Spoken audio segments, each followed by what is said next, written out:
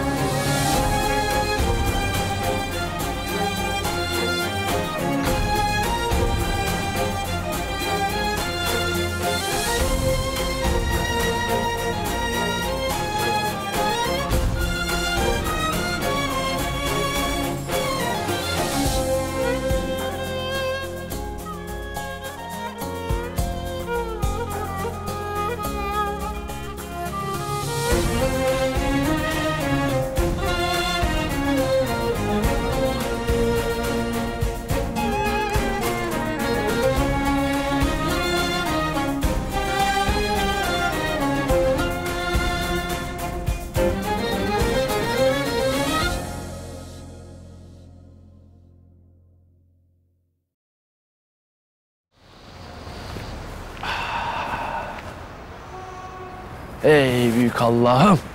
Oh be. Vallahi billahi aile yok, dırdır yok. O kocişim kocişim kocişim diyen sesi yok. Vallahi billahi dünya varmış ya. Ya işe gitmem falan diyordum ama böyle evden bir kaçmak da hakikaten iyi geldi be. Ulan Erkut, ah. Ulan sözde bana iyilik yaptın şimdi sen değil mi? Yok. Bu yıldırım nikahı ayağına sen benim hayatımı kararttın, hayatımı. Lan başıma öyle bir bela sardın ki be. Ulan evden çıkıyoruz çıkmasına. Hadi tamam iyi diyoruz da iş yerinde de ayrı bir bela var anasını satayım. Ne yapacağım acaba ben ya? Ulan acaba bu Erkut denen herif katil mi? Yoksa değil mi? Lan o gün de bir ton laf etti bu adam. Yok ben katil değilim, ben yapmadım diye. İnanılır mı ki bu herife be? Ha? İnanılır mı? Ulan tamam. Hadi diyelim ki yapmadı. Eyvallah. Erkut abi katil değil. Da. Ya neticede bu adam suç ortağı. Öyle ya da böyle bu işte bir parmağı var değil mi? Sonuçta ne fark eder? Katil olmasa ne olur? Öf, vallahi billahi kafayı yiyeceğim ya. Artık kıpır kıpır aşka hazır kalbim geriye değil önüme bakarım. Seni tek kalemde üzerini çizerek ellerimi yıkayıp tek bir tuşa basarım. Ayrıca şunun sesini kıs ya. Ayla! Yok yere seni kafama takarım. Aa! Ay Tülay abla niye kapattın ya? Aylacığım komşuları rahatsız edeceğiz. Zaten makinenin sesi var bir de. İkisi karıştı birbirine. Ay iyi tamam ben sonra dinlerim. Ay seni mi kıracağım? Ay ben de böyle aldım elime süpürgeyi, dip köşe her yeri temizledim. Bir şu koltuk kaldı. Ondan bir altını alayım, bitmiştir yani. Ay ne kadar yoruldum bir bilsen. Aylacığım kaç kere söyleyeceğim ben sana Allah aşkına. Ben daha dün temizledim evi. Ay sen bilmiyorsun Tülay ablacığım. Her yerden toz giriyor. Her gün toz almak lazım. Her gün süpürmek lazım. Ay kış diye camı açmıyoruz ama küçük küçük aralardan giriyor. Sen bilmiyorsun. Küçük küçük küçük küçük. Aylacığım bak bebeğin için korkuyorum. Allah korusun. Hadi geç otur şöyle yorma kendini. Bak üzüyorsun beni. Ay çok doğru söylüyorsun. Çok yorulunca bebeğe zarar veriyor değil mi? Tamam bırakayım en iyisi. Ay ne yapayım ben de öyle duramıyorum ki Tülay ablacığım. Ya illa bir şey yapmam gerekiyor. Ya bulaşık yıkayacağım, ya yemek yapacağım ya da örgü öreceğim. Ya elimde değil. Biliyor musun tek dinlendiğim an, sadece nette takıldığım an. Ona bile neredeyse ödül gibi giriyorum. Hatta dün akşam girdim. İlişki durumumu evli olarak değiştirdim. O kadar çok beğeni aldım ki bir görsen. Aylacığım dur diyorum yapma diyorum ama sen beni dinlemiyorsun ki. Kızım sen hamilesin. Ay çok doğru söylüyorsun Tülay ablacığım.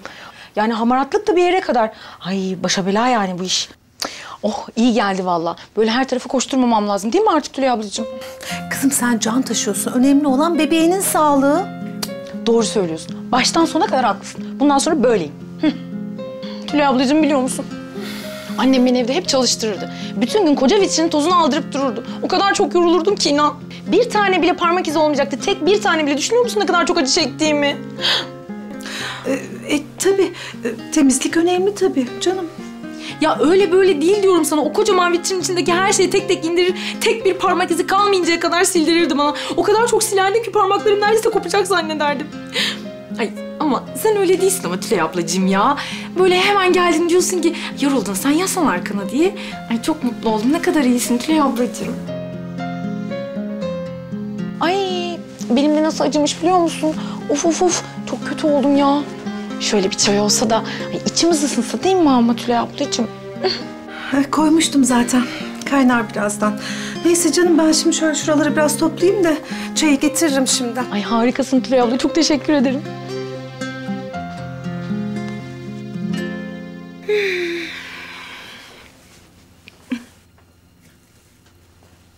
Ya Zeynep'i göremedim ama Meleğin dediğine göre bayağı bir yanık varmış. Yapma ya. Kalıcı bir hasar olacak mıymış peki? Henüz onu bilemiyormuş doktorlar. Ya ne demek bilemiyorlar Feraye? Doğru düzgün anlatsana şunu. Eğer yara mikrop kaparsa kalıcı bir hasar oluşabilirmiş. Ama şu an için kesin bir şey söyleyemiyormuş doktorlar. Yapma ya. Aldık mı başımıza belayı? Dua edin kızcağız bir an önce iyileşsin. Yoksa o Sahaf da Selim de bırakmazlar bu işin peşini. Ben size söyleyeyim. Onlar ne yapar ne eder? Dava açmaya ikna ederler Zeynep'i. Ne diyorsun sen Feraye? O zaman kesin biteriz biz ya. Dandirik bir makine yüzünden başımıza gelenlere bak ya. Ya durun telaş yapmayın. Henüz bir şey olduğu yok. Olursa o zaman bakarsınız bir çaresine. Ne yaptın Selim, halledebildin mi? Hallettim. Doktor bir hafta hiç göremez raporu verdi. İnşallah daha kısa zamanda iyileşecek. Elleri mahvolmuş. Kim bilir ne kadar acı çekiyor. Doktor gidebilirsiniz dedi. Ama ben emin değilim. Yani mikrop kapacak diye korkuyorum. Evde olmak ona daha iyi gelecektir. Hem dinlenir de. Eğer bu işin içinde ihmal varsa o adamın elimden çekeceği var. Merak etme Selim. Bu konuyla bizzat ilgileneceğim. Adli tıptan raporu alacağız. Eğer bu konuyla alakalı bir ihmal varsa Cevahir'e bunun hesabını birlikte soracağız. Rahat ol sen.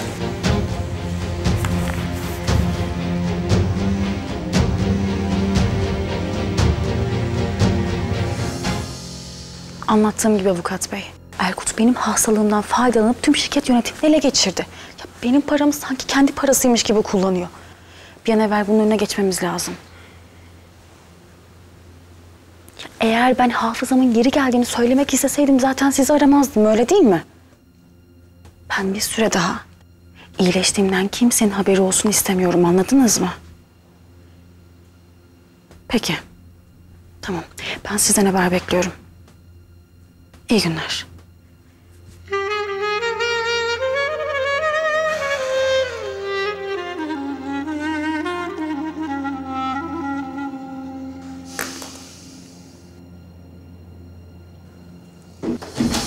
Hastaneye kendin gelmeye cesaret edemedin de çalışanı mı yolluyorsun? Ne diyorsun lan sen?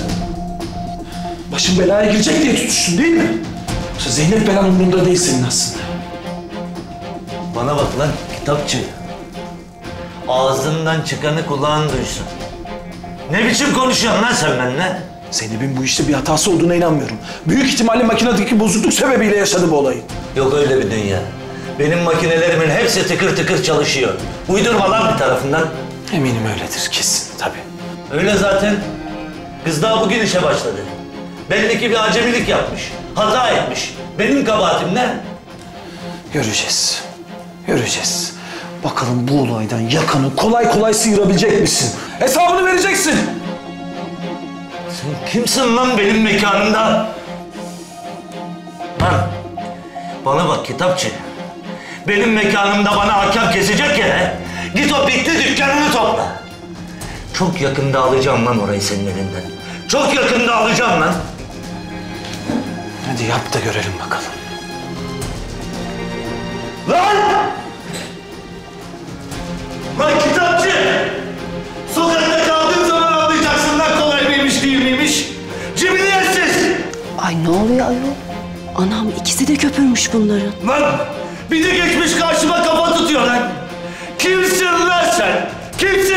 Ay ne oldu acaba? Sinirden eli ayağı durmuyor baksana.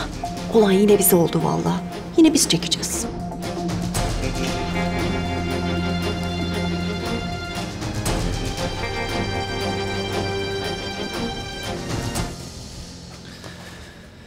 Hanımlar, hadi bırakın işi gücü. Ne oluyor? Neden Cevahir Bey? Nedeni bedeni yok. Erken paydos bugün. Hadi bırakın. Ya hayır böyle birdenbire ne oldu ki Cevahir Bey? Daha bir sürü iş vardı. Ya ben mi anlatamıyorum yoksa siz mi Türkçe bilmiyorsunuz? Bitti bugünlük ya. Peki tamam. İyi günler Cevahir Bey. İyi günler. Ne iyi gün anasını satayım.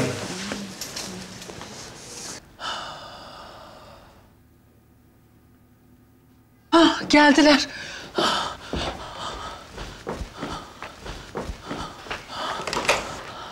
Gelin yavrum, gelin. Hoş geldiniz. Hoş bulduk anne. Ah yavrum, ah. Çok geçmiş olsun yavrum. Sağ ol anne.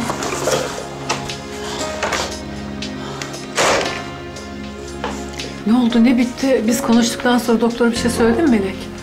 Yok anne yok. Ya sadece yaraya özenli bakmamız gerektiğini tembihledi. Pansuman için pomat falan vermedi mi? Verdi anneciğim, verdi. Gelirken aldık eczaneden. Yavrum, bir isteğin var mı? Yok anne sağ ol. Ya benim atölyeye gidip gelmem lazım. Neden? Ya Elif okuldan sonra oraya gidecekti.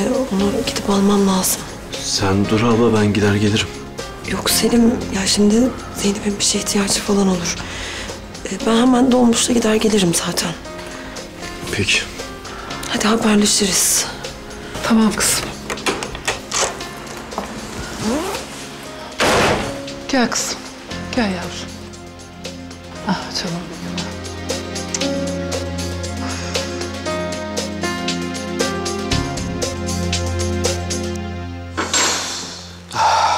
İşte bu kadar. Bitti mi? Bitti çok şükür. Canavar gibi oldu. Bir arıza falan çıkarmaz artık değil mi? İsterse çıkarsın. Bit kadar parçaya tonla para verdim zaten. Gider geri alırım. Cevahir Bey, sabahleyin para verseydiniz kimsenin de canı yanmazdı. Niye böyle konuşuyorsunuz ki? Tamam kardeşim. Oldu bitti işte. Heh, aklımdayken söyleyeyim. Bakın bunun periyodik bakımları var. Böyle yani arada sırada bir baktırırsanız sizin için iyi olur. Arkadaşım tamam diyorum ya. Yeter. Tamam. Kızmayın Cevahir Bey. Ya ben sizin iyiliğinizi düşünüyorum. Yani yarın yine bir sakatlık çıkmasın. O yüzden diyorum. Arkadaşım tamam uyardın sen bizi. Bana bak. Biri gelir sana bir şey söyler. Sen bu makineleri kazadan önce tamir ettin, tamam?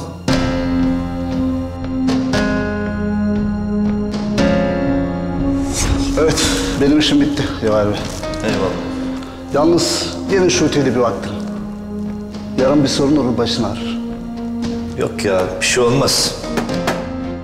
Şimdi o kadar para veremem ben buna. Bak öyle diyorsun ama yarın öbür gün bir problem çıkar. Bak başın ağrır, ben sana söyleyeyim. Amma da uzattım be usta. Bir şey olmaz dedik, tamam. Siz bilirsiniz. Ben uyarmış olayım da. Bunlar da sağlam ısınır biliyor musun? Bu kızın eli nasıl yanmıştır? Hem de nasıl? Ne oldu Zeynep ablama? Ne oldu? Sen de bu kadar zamanda iyi para indiriyorsun vallahi ha. Karlı iş. Ayıp ediyorsun ama. Yani bu paranın hepsi benim cebimden mi kalıyor? Hepimizin öyle vallahi. Masrafı, osu busu derken kuş kadar kalıyor para.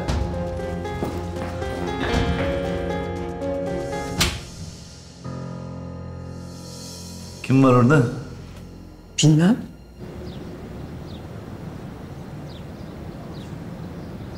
Melek Hanım, ne yaptınız? Zeynepler eve geçebildi mi? Evet. Tekrardan teşekkür ederim yardımlarınız için. Rica ederim, kim olsa aynısını yapardı. Çok sağ olun. Ben de Elif'i almaya gelmiştim. Okuldan sonra atölyeye uğrayacaktı. Anne, Yusuf amca. Ne oldu kızım? Duydum ben konuşuyorlardı. Duydum. Elif'ciğim ne oldu? Hiçbir şey anlamıyorum. Anne Zeynep ablam. Zeynep ablam bir şey olmuş. Elif'ciğim sakin ol. Anneciğim, Zeynep ablan iyi şu anda. Ben biliyorum öyle değil. Onlar konuşuyorlardı işte. Kuzum, bir sakin ol. Gel bakayım tane tane içeride anlat bir sen. Hadi, gel geç. Allah Allah. Kimse yok ki burada. ses nereden geldi o zaman? Kedi falandır herhalde.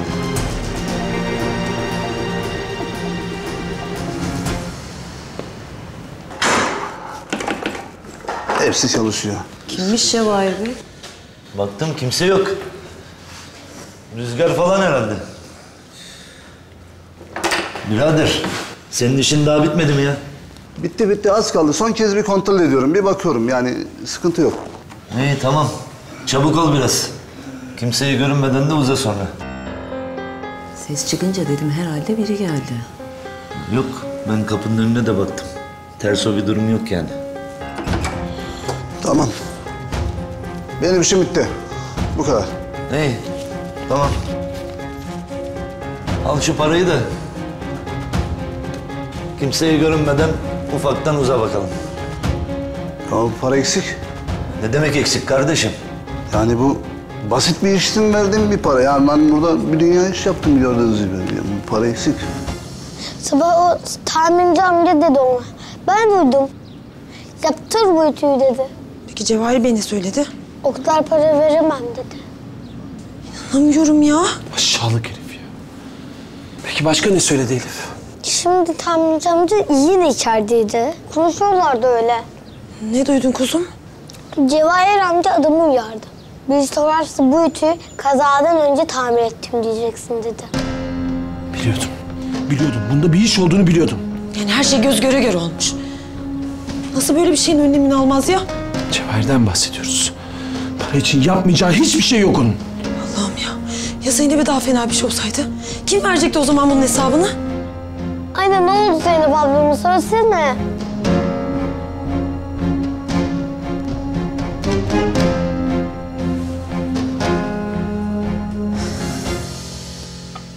Bir kaşık daha bir tanem hadi.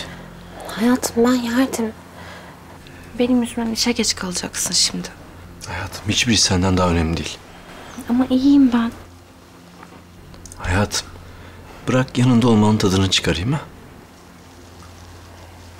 Onca işin arasında bir de benle uğraşıyorsun. Görüyorsun işte. Ben halimden gayet memnunum hayatım. Hadi kocanın sözünü dinle bir kaşık daha al bakalım. Hadi. Hah şöyle. Hala aklım almıyor ya. Nasıl bir vicdansızlıktır bu? İnsan hayatında hiç mi önemi yok ya? Öyleleri sadece cebine giren paraya bakar. İnanamıyorum ya. Onun bir ihmali yüzünden Zeynep'in canından can gitti. Ya kalıcı bir şey olursa kim verecek bunun hesabını sonra? Artık hiç olmazsa bir ihmal olduğundan eminiz. Hiç vakit kaybetmeden adli tıptan raporu alalım. Ben de yarın dava için başvururum. Tamam. Hemen beklemeden halletmek lazım o zaman. Hiç olmazsa başkalarının canı yanmasın. Çeksin cezasını.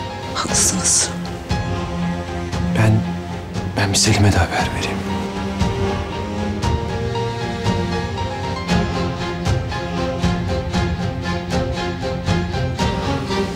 Canım kızım benim. Anne ben Zeynep ablamı merak ediyorum. Korkma kızım. Merak etme Zeynep ablan iyi.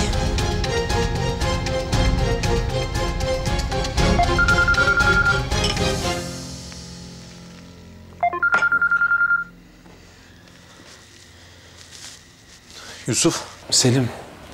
Kazayla alakalı bazı gelişmeler var. Ne yazık ki şüphelerimde haklıymış. Olayda bir ihmal olduğundan artık eminiz. Nasıl yani? Nereden eminiz? Elif Cevahirlerin konuşmalarını duymuş. Aslında ütü sağlam değilmiş. Bundan da Cevahir'in üstelik haberi varmış. Hiçbir önlem almamış.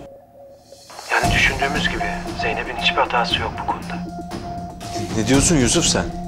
Yani hiçbir önlem alınmadığı için mi Zeynep'in başına bütün bunlar geldi? Ne yazık ki durum bu. Şimdi başı belaya girmesin diye tamirci çağırmış. Ama neyse ki duymuş Elif. Allah kahretsin! Selim ne oluyor? Ben bunun hesabını sormaz mıyım ona? Tamam Selim sakin ol. Tabii ki soracağız. Ama kanunlarla. Sen Zeynep'le birlikte adli tıptan raporu al. Sonrasında da haberleşelim. Tamam hemen gidiyoruz biz. Ne oluyor? Nereye gidiyoruz? Elif, bütün konuşmaları duymuş. Hangi konuşmaları? Arkadaşım, adam mı soyuyorsun lan sen? Aa, ya Cevahir Bey ya ne soymasın, ne soygundan bahsediyor? Ayıp ediyorsunuz ya. Birader, burada yan çizen sensin, ben değil. Cevahir Bey, kardeşim, siz yanlış anlıyorsunuz ya. sen bana bir para söyledin, veriyoruz, onu da beğenmiyorsun. Ya Cevahir Bey, bakın ben bu makineye bir parça için anlaştım ama ben bu makineye 2 tane taktım. Ben bu parçaları yurt dışından getiriyorum. Bunun işçilik parası da var. Nasıl yapacağız? Allah'ım ya! Arkadaşım, başta niye izah etmiyorsun o zaman? Ne yapacağız şimdi? Vallahi yapacak bir şey yok. Bu benim hakkım. Ben istiyorum paramı ya. Ya taksit falan yapamaz mısınız? Ya ablacığım ya yapmayın. Ne bu için taksitim olur ya? Kurban olayım ya. Ya ben bilseydim bu kadar fazla para gidecek, gider yenisini alırdım yeminle ya. Hem bunun bozulmayacağının garantisi de yok. Vallahi Cevahir Bey, bu parayla bu malın yenisini alamazsın. Bu mal çok pahalı. Ben bırakayım konfeksiyon işini, gideyim tamirat işine gireyim ya. Vay anasını be. Arkadaşım, zaten söylediğim para fazlaydı. Şimdi de geçmiş karşıma yeniden para ver diyorsun. Lan ben bu makineleri çöpe atsam daha iyi ya. Vallahi Cevahir Bey, siz makineleri gerçekten elden çıkartın. Siz gidin yenisini alın. Bu makinelerin hepsi eski. İyi, tamam. Al onu. Yeter mi? Olmaz ama. Olduralım. Arkadaşım, daha ne istiyorsun ya? Hadi, topla pılını pırtını kimseye görünmeden uza şurada. İyi. Hadi eyvallah.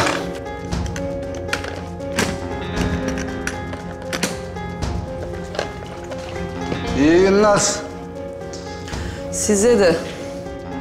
Lan herif donuma kadar aldı. Gelmiş bir de iyi günler diyor ya. İçine ettin lan günümün, içine ettin. Sakin olun Cevahir Bey. Nasıl sakin olayım Feraye ya? Lan her gün, her saat bir olay. Bu da can be kardeşim. Cevahir Bey. Peki diğer ütüleri değiştirecek parayı nereden bulacaksınız? Bir bilsem.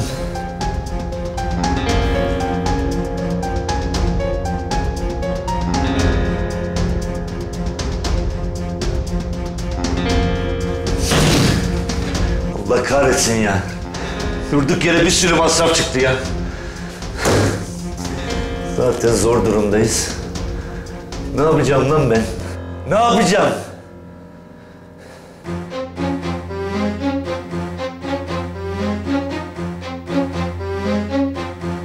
Çok da güzel oldu.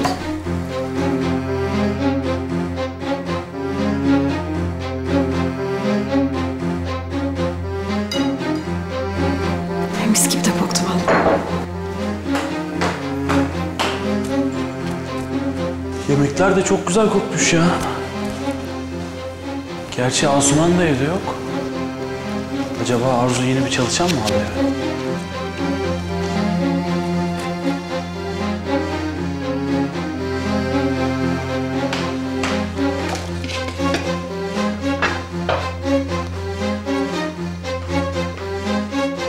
Hayatım, hoş geldin tam zamanında.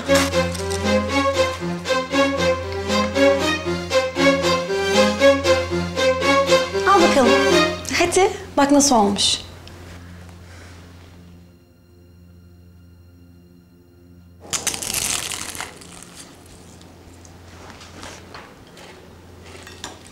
Nasıl, beğendin mi?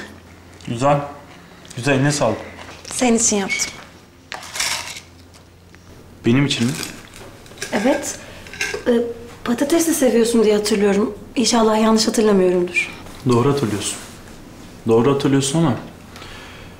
Niye zahmet ettin? Senin benim için yaptıklarından sonra bu ne ki? Hem sen git bir içeriye bak. Bak bakalım nasıl olmuş.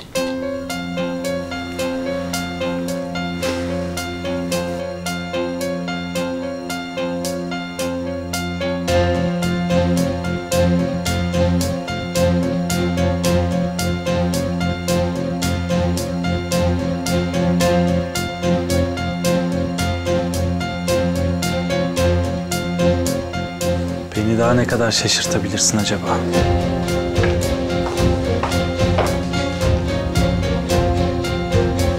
Hayatım, niye duruyorsun öyle? Otursana. Şaşırdın mı biraz? Hepsini ikimiz için hazırladım. Sen? Bu kadar marifetli olduğunu bilmiyordum. Bende daha ne marifetler var bir bilsen. Ondan hiç şüphe.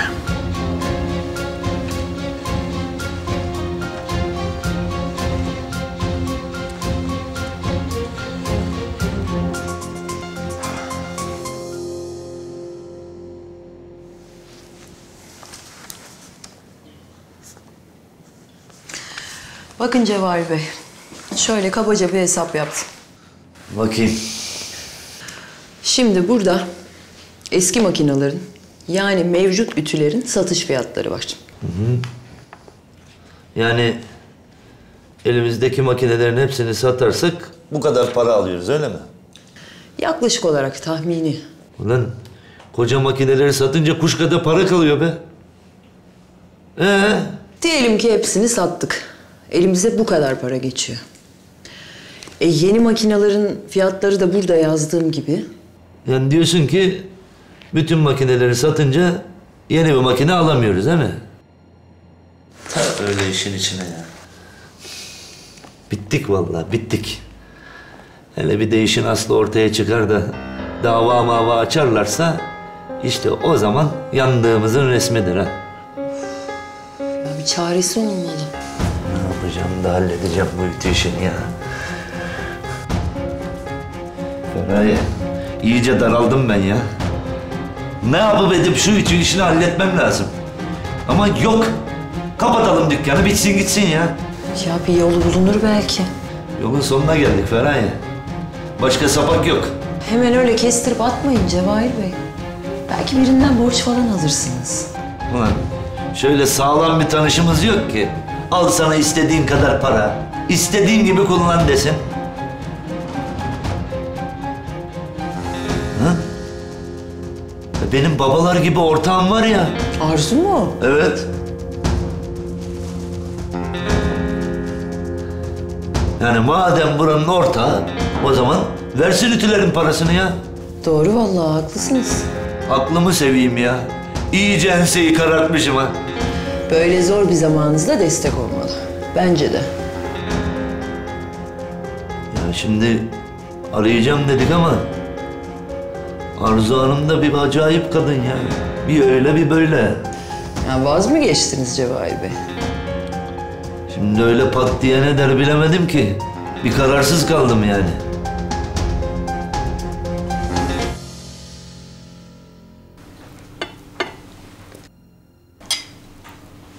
Salata? Olur.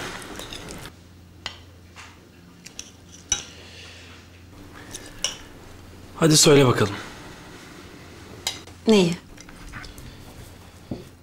Bu kadar emek verip hazırlandığına göre mutlaka karşılığında benden bir şey isteyeceksin, değil mi? Buyurun Arzu Hanım, sizi dinliyorum. Anlaşılan bu kez daha zahmetli bir iş. Zahmetli olup olmadığına sen karar vereceksin. Doğru tahmin ettin. Senden benim için çok önemli bir şey isteyeceğim. Ve eğer yaparsan dünyanın en mutlu kadını ben olacağım. Ne istiyorsun Arzu? Beni affetmeni. Efendim? Yani ben yanlış bir şey duymuyorum değil mi? Evet. Ümit. Tüm kalbimle beni affetmeni istiyorum Ümit. Biliyorum ben çok hata yaptım. Seni çok kırdım. Çoğunlukla kızdırdım. Özellikle son dönemde. Bak Ümit. Hayatımda hiç kimse bana senin kadar yakın olmadı.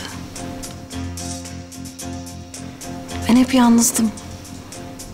Ne yaptıysam kendi başıma yaptım. Ta ki sen karşıma çıkana kadar. Sen bana o kadar iyi davrandın ki. O kadar güzel sevdin ki. Ben bu sevginin altında ezildim. Ne yapacağımı, nasıl davranacağımı bilemedim.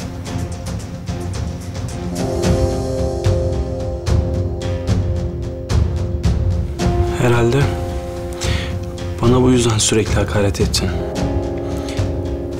Sürekli benden bu kadar kolay vazgeçtin. Korktum Ümit.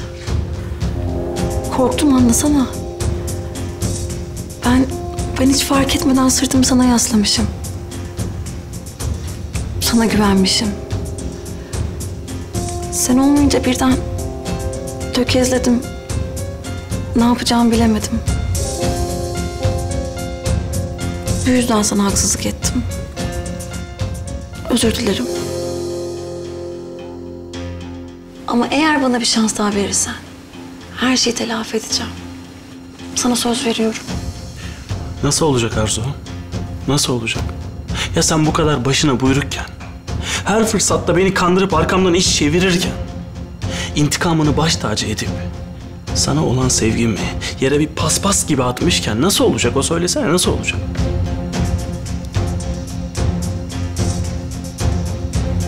Ben seni hayatımda istiyorum Ümit. Ve bunun için savaştığım ne varsa vazgeçmeye hazırım.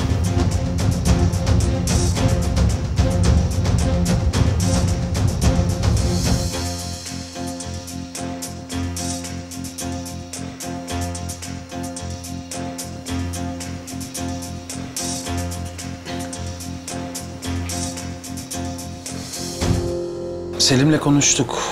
Adli tıp raporunu almaya çalışacaklar. Yani yarın olmadı sabahtan birlikte adliye gidip dava açarız. Evet. Ben Selim'den raporu aldığım zaman seni haberdar ederim Orhan. Tamam. Görüşürüz dostum.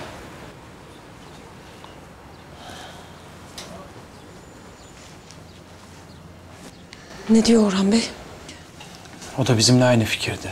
Kesinlikle ceza alır diyor. Yarın birlikte gidip işlemleri başlatacağız. Yarın? Yani mecburen. Çünkü rapor olmadan dava açamayız. Bir de şimdi gidip hesap sormayacak mıyız ondan? Zeynep'in canı yandı ya. Hatta daha kötü şeyler olabilirdi. Hayır. Yani bu noktada bunu yapmamamız gerek. Ne yapacağım peki şimdi ben? Yani öyle yüzüne karşı hiçbir şey olmamış gibi mi davranacağım? Yani tabii ki tavrınızı belli edin. Yani üzüldüğünüzü görsün. Ama Elif'in onları duyduğundan, bizim ona dava açacağımızdan bunlardan haberi olmamalı. Doğru. Haklısınız. Neyse biz gidelim artık. Evdekiler de merak etmesinler. Hadi kızım. Ben kahramanımızı bir öpsem.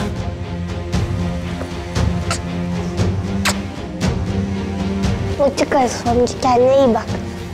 Görüşürüz. Görüşürüz prenses.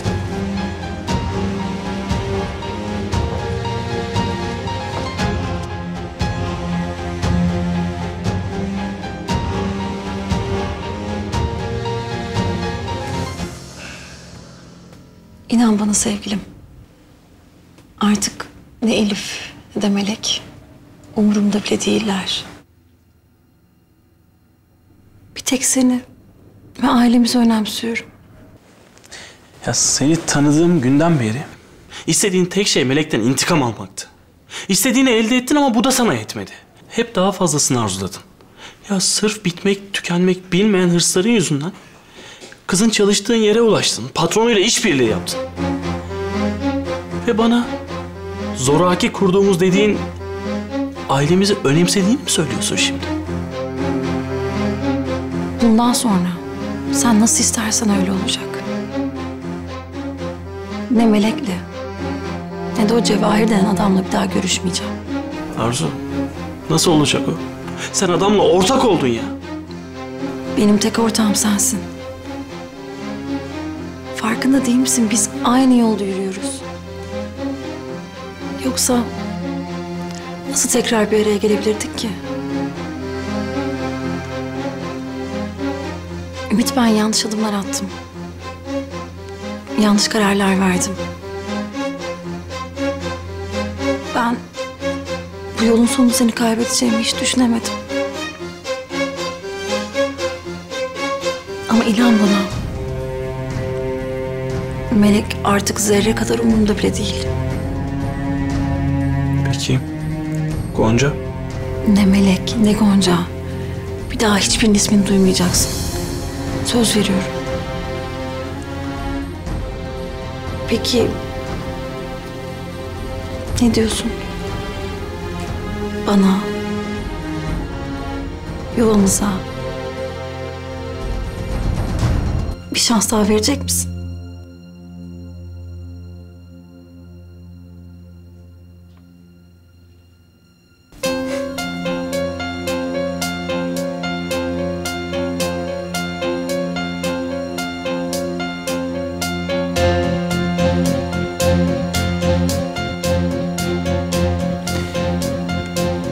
Sen bana böyle bakarken,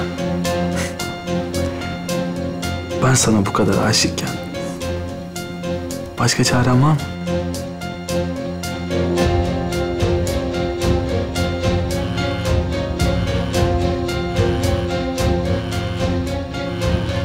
Kim arıyor? Boş ver. Kimse kim?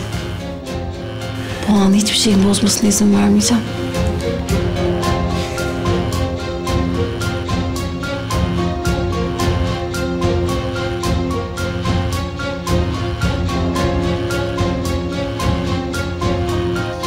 Al işte. Açmıyor. Ben dedim sana açmayacak diye. Ya belki duymamıştır. Bir daha deneyin siz. Ya neyi duymuyor ya? Dünden beri arıyorum. Onları da mı görmüyor? Esenekli kadın işte. Arzu Hanım'ın keyfini bekliyoruz. Böyle de elimiz kolumuz bağlanıyor ama.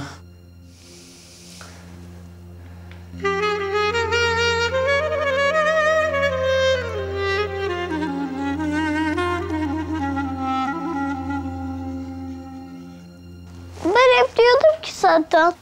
Ne İnciciğim? Elif ablamın süper güçleri var. Elif ablam kahraman. Ya niye gülüyorsunuz? Şaka yapmadım ki. Elif ablam olmasaydı o kötü adamın yaptıkları ortaya çıkmayacaktı. İnce'nin hakkı var şimdi. Eğer Elif gelip de anlatmasaymış nasıl emin olacaktınız ki yavrum? Aklım almıyor anne. Bir insan başkalarının hayatını nasıl böyle tehlikeye atabilir ki? Hele ki onlar kendi çalışanlarıysa. Vicdanı olmayanın fikri de düşüncesi de iyi olmaz. Yani 5 kuruş para vermemek için neleri sebep oldu? Aman kızım, bu işin peşini bırakmayın sakın. Yusuf Bey oğlum ne dediyse doğru demiş. İyi bir derse ihtiyacı var onun. Belki akıllanır da bir daha kimsenin canını tehlikeye atmaz.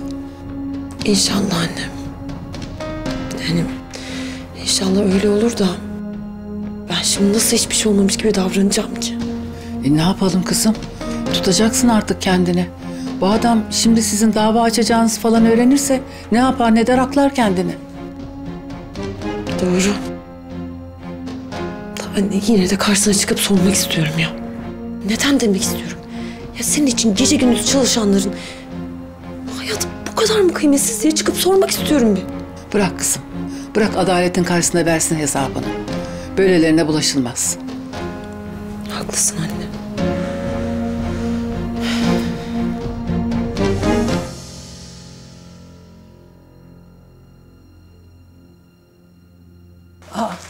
Geldiğinizi duymadık oğlum. Hoş geldiniz. Hoş bulduk anne.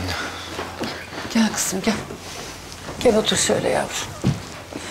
Yok anne gerek yok şey yapma. Olsun. Böyle daha rahat edersin. Yaslan arkana kızım. Ne yaptınız? Alabildiniz mi raporu? Aldık abla aldık. Zaten doktor görür görmez iş kazası mı diye sordu. Sonra da hemen hazırladı verdi raporu. Oh iyi bari. Çok acıyor mu Zeynep abla? Yok canım çok değil. Keşke süper güçlerim olsaydı. Hemen seni bir üfler iyileştirirdim. Bence bir öpücük de onun yerine geçebilir. O zaman Elif ablamla birlikte öpelim. O kahraman ya daha çok iyileştirir belki. Oh.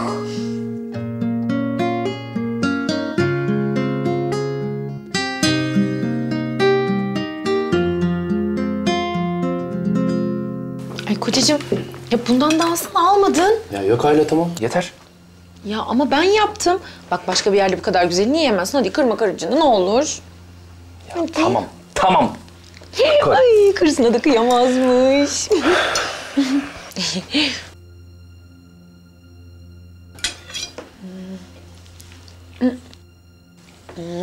Yoğurtlu sebze salatam da enfes olmuş. İnternetten baktım tarifine. Hemen resmini çektim yapıp. Sonra nette paylaştım. Bir beğeni aldı, bir beğeni. Görseniz. Ellerine sağlık Ayracığım. Ay senin de ellerine sağlık Tülay ablacığım. Pilavın da, et soten de harika olmuş. Ne de olsa birlikte yaptık.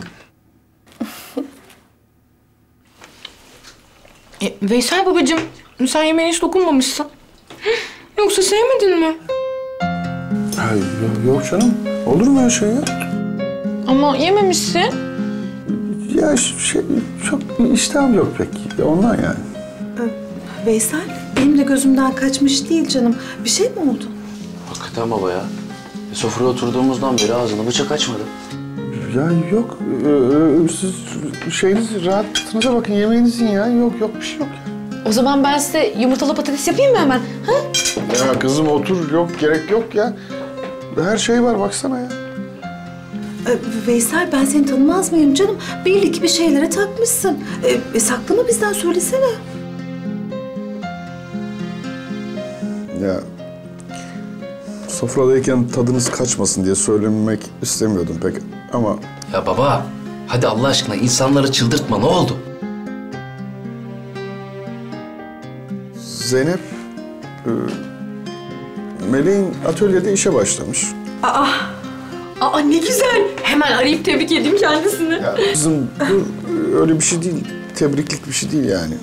Veysel, ne oluyor? Ne güzel işte. Yani beraber gidip gelirler işe. Ya tamam, orası tabii öyle de yani olay öyle değil. Zeynep atölyede bir ufak bir kaza geçirmiş. Ne? Kaza mı? Veysel, ne kazası? Ya işte çalışıyorken ütü ellerinin üstüne düşmüş. Elleri yanmış.